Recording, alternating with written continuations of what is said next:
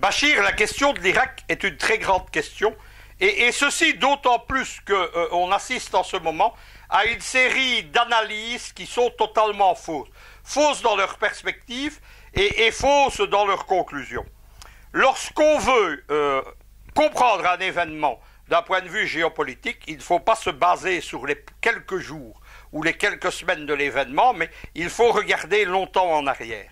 Comme je l'ai expliqué pour la Libye, le point de départ, c'est l'émergence de l'Irak bassiste de Saddam Hussein comme la grande puissance arabe. Cela va susciter toute une série de jalousies. Saddam Hussein ne s'entend absolument pas avec ses jumeaux bassistes syriens. Et bien entendu, il devient rapidement la principale menace pour Israël. C'est tout d'abord le seul État arabe qui a failli avoir l'arme atomique. Les Israéliens y ont mis un terme lorsque ils vont bombarder, ce qui est évidemment une violation grave et un acte de guerre en violation des lois internationales et de la Charte des Nations Unies. Ils vont bombarder le réacteur nucléaire aux Irak et ils le font avec l'aide insidieuse des Français qui sont en train de le construire, mais qui veulent évidemment rendre service à leurs amis israéliens. La deuxième chose, évidemment, c'est que jusqu'à la fin, Saddam Hussein est l'un des principaux financiers de la résistance palestinienne. Le point de départ de ce que nous vivons en Libye, c'est 2003.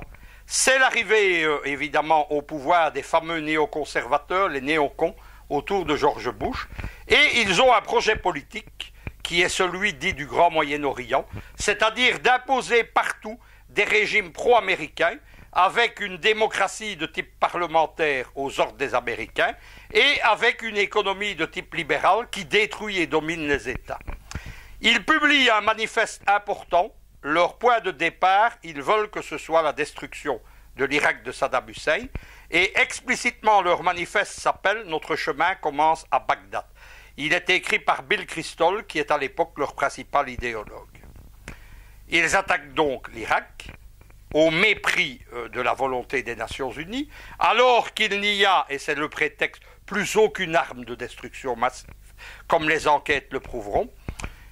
Et le régime apparemment s'effondre rapidement au bout de 5 à 6 semaines de combat. Mais les Américains commettent à ce moment-là 2 erreurs de départ. La première erreur, c'est que leur principal agent en Irak, il s'appelle Ahmed Chalabi, c'est un agent double à la fois de la CIA des Américains, mais c'est aussi un escroc international. C'est un banquier qui a fait une faillite frauduleuse au Liban. C'est un de ces personnages que les Américains aiment. C'est le même style que les escrocs qui sont actuellement au pouvoir à Kiev et qui ont été placés au pouvoir par le putsch du 21 février. Chalabi garantit aux Américains qu'ils vont être accueillis, que la population les attend, que tout le monde veut la démocratie à l'américaine. Il ment, bien entendu. Seconde erreur, et c'est une erreur du renseignement américain, ils n'ont pas appréhendé ce que Saddam Hussein avait fait. Saddam Hussein, c'est un bassiste, c'est un homme qui a, au moment de sa chute, qui a plus de 50 années de vie militante, c'est un homme qui a l'habitude de la clandestinité, qui avant d'arriver au pouvoir a participé à plusieurs coups d'État, qui en a organisé dans de nombreux pays. Saddam sait qu'il va attaquer, il sait que son régime ne tiendra pas, parce que notamment son armée a été gravement affaiblie par 15 années d'embargo et par la guerre avec l'Iran.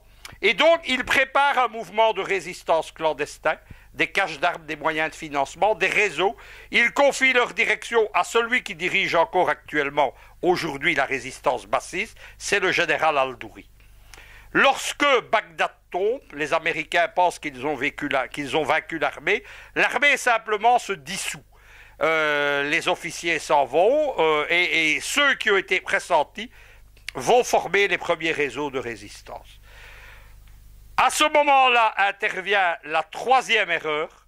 La troisième erreur, elle est commise par un homme qui s'appelle Paul Bremer. C'est le proconsul que les Américains chargent de gouverner Bagdad pendant les premières années.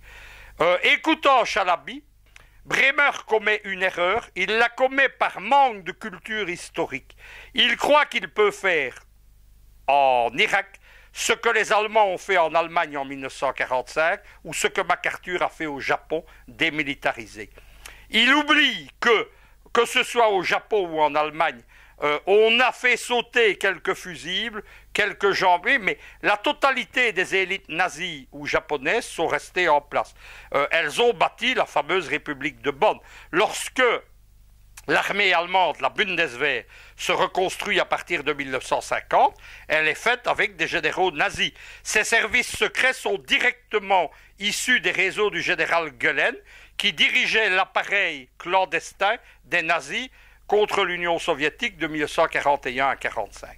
Bremer lance donc la débassification, et en fait, qu'est-ce qu'il fait? Il détruit la totalité de l'État irakien. La police, l'armée, les services secrets, l'administration et l'enseignement, puisqu'il fallait, pour tous les postes importants, la carte du BAS. Intervient à ce moment-là une autre erreur grave, elle est commise par les Iraniens. En effet, le nouveau régime irakien, c'est ce qu'on appelle en géopolitique un condominium, c'est-à-dire que le régime est à la fois sous l'influence des Américains, mais aussi sous l'influence de l'Iran. L'Iran commet une erreur, c'est qu'il crée un régime avec Al-Maliki, qui va émerger très vite. Il crée un régime qui se base uniquement sur les partis chiites, et donc il aggrave, et c'est ce que voulaient les Américains, il aggrave la division entre sunnites et chiites.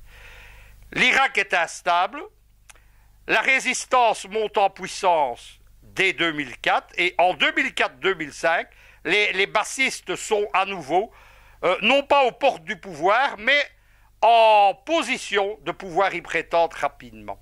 Il y a la prise de contrôle de certaines villes, de certaines provinces, notamment Tikrit, notamment Fallujah. Il y a une fameuse bataille à Fallujah où les Marines vont devoir intervenir massivement, division après division. Fallujah a été comparé à Stalingrad. Il va y avoir des crimes de guerre américains. Et ils vont devoir donc payer un prix extravagant pour en reprendre le contrôle. Le plan des Américains est assez simple à ce moment-là. Comment réduire la résistance bassiste? Et c'est la 5e erreur dans le dossier irakien. Ils vont favoriser les mouvements islamistes et les réseaux d'Al-Qaïda en Irak qui sont alors ultra-minoritaires. Leur idée étant de diviser, et effectivement, la montée en puissance des islamistes fait que le Baas n'est plus en position de se développer et là, il perd le leadership idéologique de la résistance irakienne. Va arriver alors un phénomène que n'ont pas attendu les Américains. Une partie de la résistance va former des milices sunnites contre les islamistes, mais ce sont des gens idéologiquement bassistes, et évidemment ce sont des gens qui, lorsque les choses vont tourner mal, vont soit se retourner contre le gouvernement al-Maliki, soit vont passer dans les rangs de la résistance.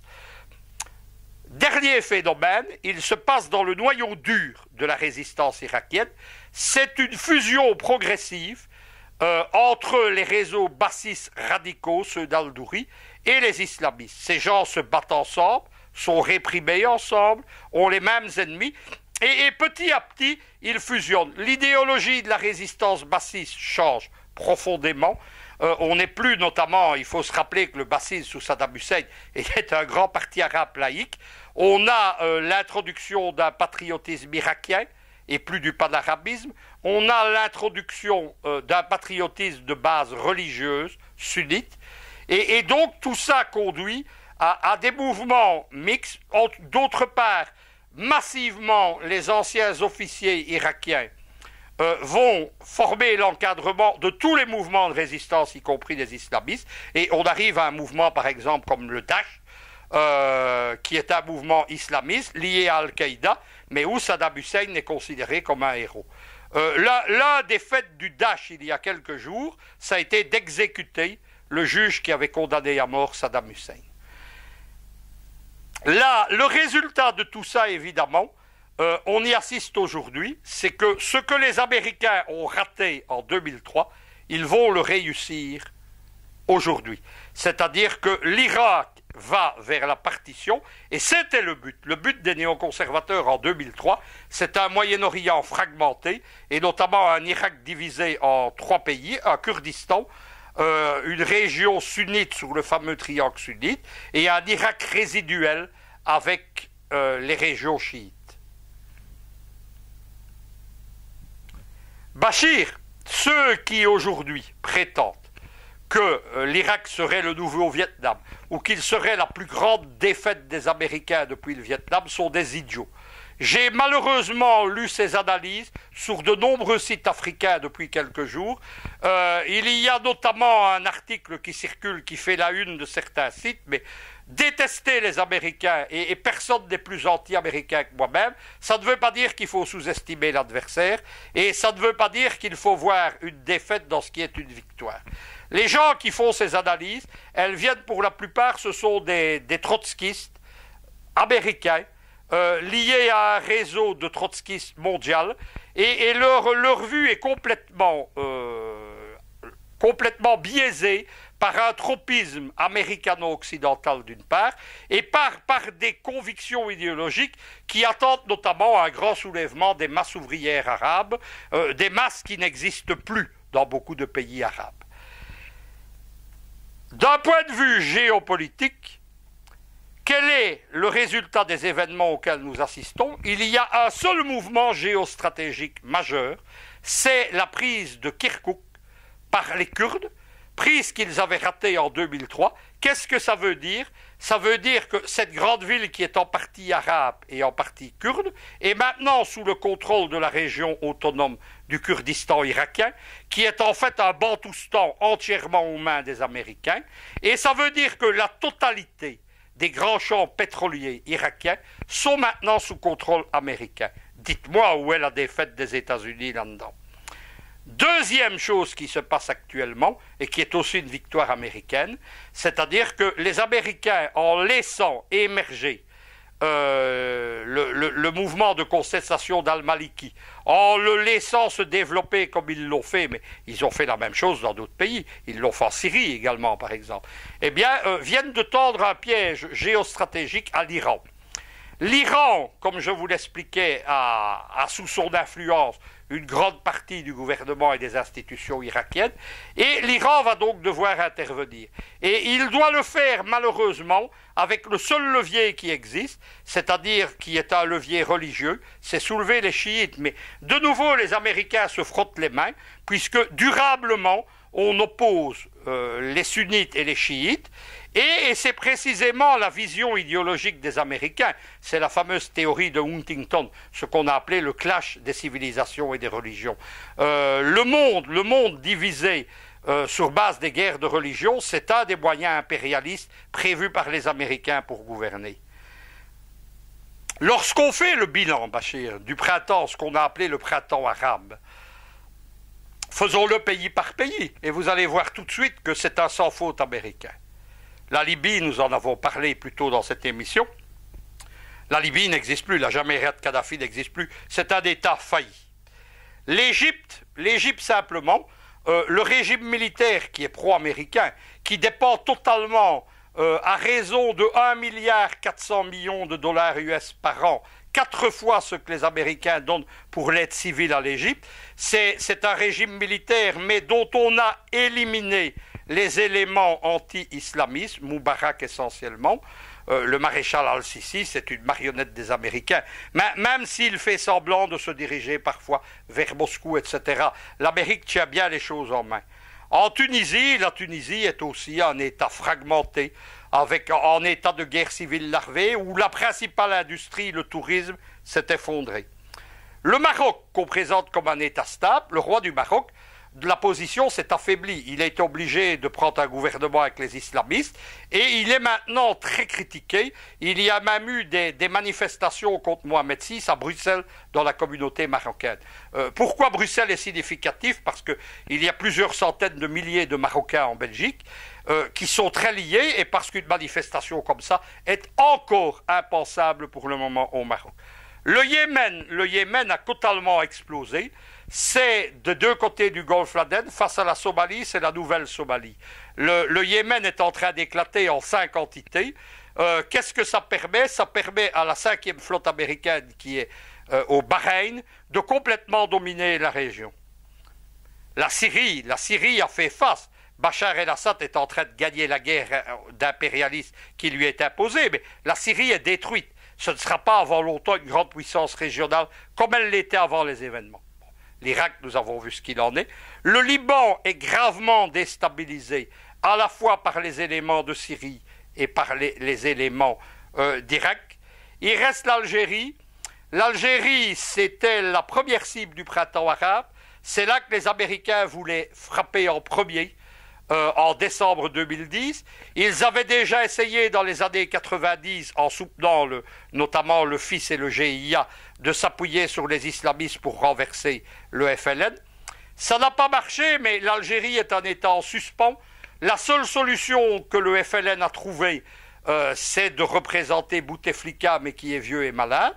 Et l'Algérie aussi a un grand problème actuel, c'est-à-dire que grâce au prétexte de la guerre contre le terrorisme, les Américains ont d'une part impliqué l'Algérie et l'armée algérienne dans cette guerre, mais aussi ils ont pénétré. Il y a par exemple dans la grande base algérienne de Taman Rasset, il y a des installations américaines, des Special Forces et une antenne de la CIA sous prétexte de lutter contre AQMI, etc. La deuxième phase du printemps arabe qui a vu la déstabilisation des États subsahariens, Mali, Centrafrique, Niger, maintenant Cameroun, évidemment a pour cible finale l'Algérie. On est pour moi sur un sans faute américain et je viens de vous démontrer que ceux qui fréquentent le contraire, ne savent pas de quoi ils parlent et n'ont aucune vision géographique ou historique.